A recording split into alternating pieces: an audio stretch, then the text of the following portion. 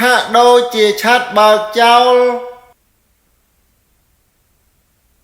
កណ្ដាលអីដល់អាកាស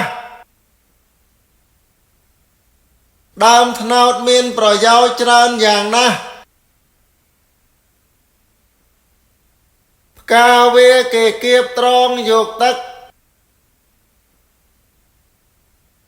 មករំងាស់បានជាស្ករមានរសជាតិផ្អែមឈ្ងុយឆ្ងាញ់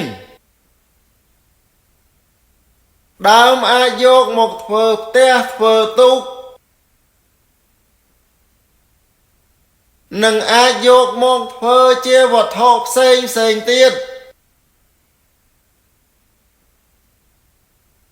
គេអាចដេរក្រងស្លឹកត្នោតយកទៅប្រក់ជាដំបូលផ្ទះខ្ទមឬរោងផ្សេង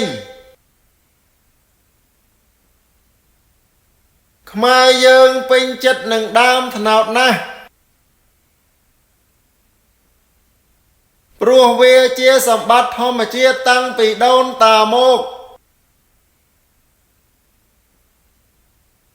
អរុនសួស្តីកូនតើយើងបន្តមេរៀនយើងទៀតណាកូ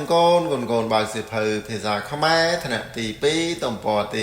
115ហើយកូនបើកហើយកូនត្រៀមអានជាមួយលោកគ្រូឲ្យខ្លាំងទាំងអស់គ្នាណាកូនតោះចាប់ផ្ដើមមេរៀនទី